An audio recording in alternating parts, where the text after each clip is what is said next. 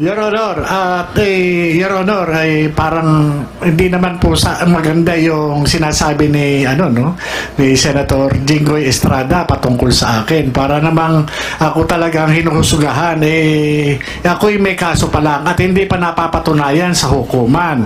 Hindi kagaya po ang ating butihing senador na-convict na po. Ay, wag naman po. Alam mo, Mr. Morales, alam mo, Mr. Morales, Senator Jinggoy, please. huwag mong pakikalaman yung kaso ko. Problema ko yun. Yung kaso mo ang ayusin mo. Your Honor, ang kaso ko po, Your Honor, hinaharap ko naman po. Please, At ako hindi Order. Please, silence. Ito nga mga kababayan, bago natin ituloy ang video na ito, kung bago ka lang sa aking YouTube channel baka pwede makahingi ng like at subscribe at click mo na rin ang notification bell para updated ka sa aking nilalabas na bagong video. Salamat po. Dong Morales, sir, kitang-kita yung sinong may mabuting demeanor, no?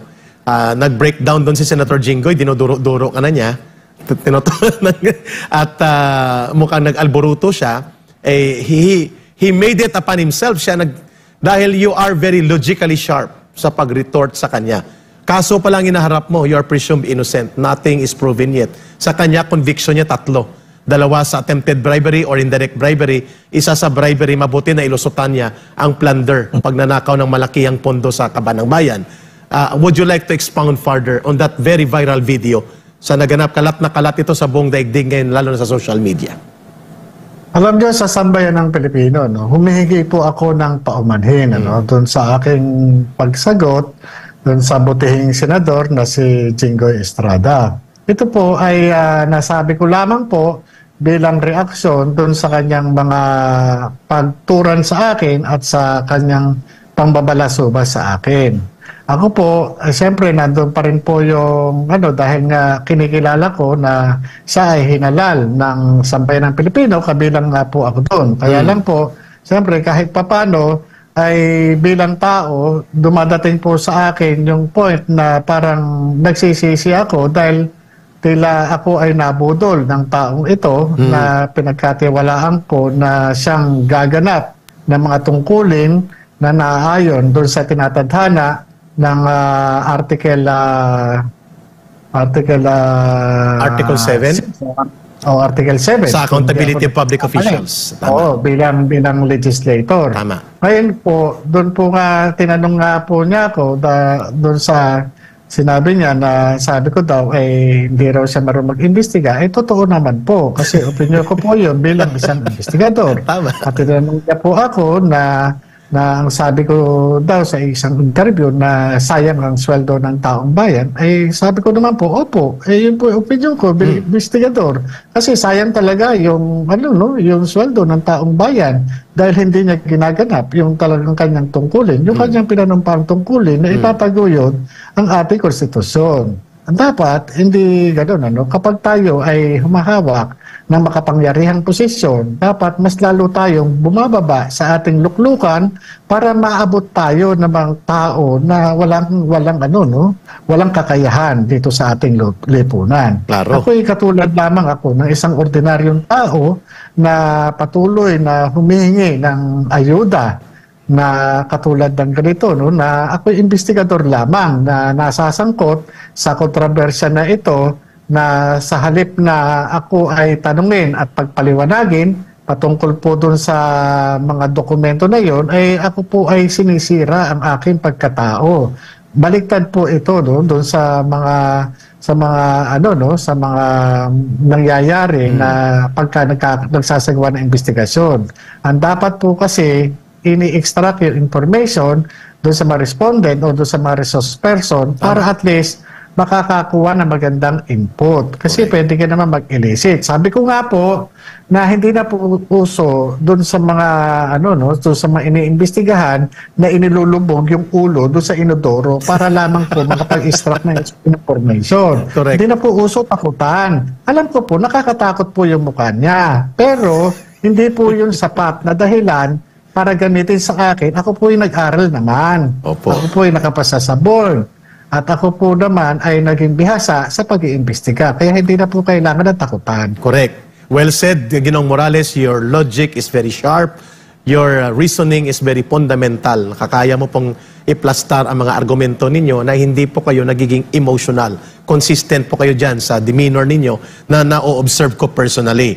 At mabuti naman po at sinabi ninyo dito na kailangan yung proper investigation, hindi yung tinitira ang mensahero.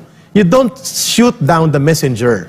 You address the message and facilitate the message rather than focus on the messenger. Correct point of view yan, Ginoong Morales, sa isang investigador o sa isang mambabatas na gumagawa ng investigation in aid of legislation. Sir, ang tanong ngayon, nagpapalusot itong si Eric Santiago.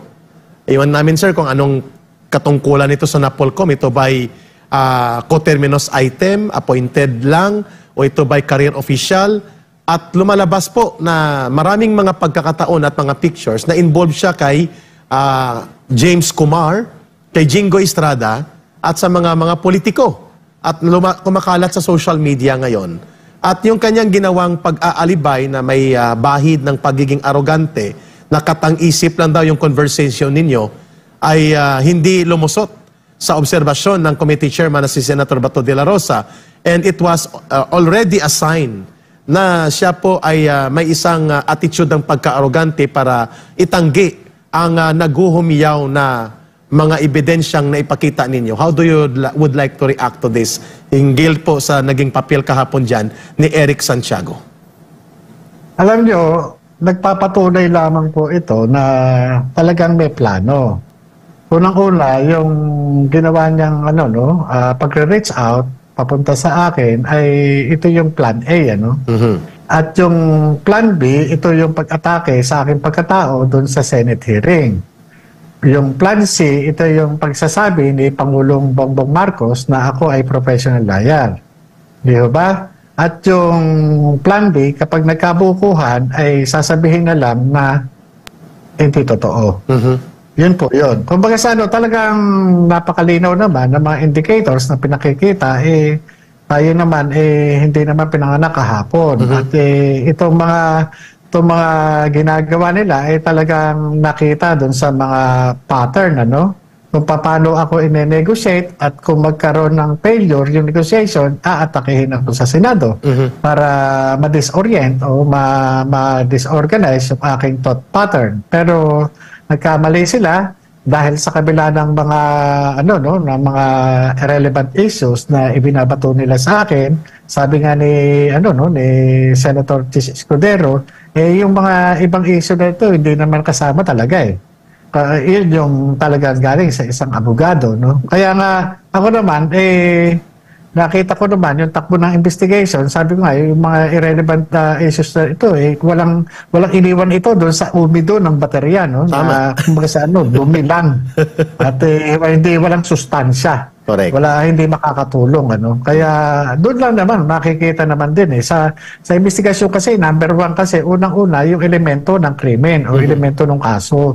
Kaya pagka wala naman, hindi naman kasama doon sa elemento, wala namang halaga. Yeah, tama, Kaya sir. kahit anong paninira nila, wala. Kaya nga yung ginagawa nila na sinasabi, pagbabaliwala, sabi nga ni Picoy, hindi po yun. Dahil yung video nga, sabi nga, speaks for itself, Yeah. Nakikita naman talaga doon. Hindi naman yun, malinaw yung mensahe at malinaw yung mga ginagawa nila. May nag-interview sa kanya o sa kanilang grupo, nakakasuhan ka daw, sir, ng wiretapping law violation ni Picoy kasi winirtap mo daw at illegally recorded ang conversation. Alam natin na ito'y pananakot at pwedeng gawin nila kasi may pumupondo sa likod niya at may mga abogadong nagmamaniobra para sa kanya. How do you like to prepare your ground on this? At sinabi ko na rin yan kanina kay Senator Bato de la Rosa. Sir, your reaction? Matagal na nga nilang ginagawa sa akin dyan, kinakasuhan nila ako Matagal na po, noong napatanggal na nga ako nila ako sa PDEA Nasira na nila yung pagkatao ko dahil alam nila darating at darating ang panahon, lalabas at lalabas itong itong confidential information na ito, yung classified information. Kaya nga, napaghandaan na nila yan. Alam na nila kung anong gagawin nila. Sa akin naman po, nakahanda naman po ako harapin lahat ng ibabato nila sa akin. Okay, very simple answer. And the people are now watching and looking at sa iyong pong ginagawang pagsasakripisyo. At sabi nga ng ordinaryong mamamayan, hindi ka na mismong tumumbok nito kapag basahin mong comments nila in all threads of conversation, in all platforms, hindi lang sa amin, sa Pilipinas nating mahal, hindi lang po doon sa mga interview ninyo sa iba't ibang media. Very simple ang reasoning ng taong bayan. Kung nagsisinungaling at pera ang habol ni Jonathan Morales, hindi niya kakayanin ang ganitong kabigat na hinaharap na pagwasak sa kanyang pagkatao at sa kanyang seguridad kung wala siyang bit-bit na katotohanan doon sa kanyang mga sinasabi batay sa kanyang direktang kaalaman.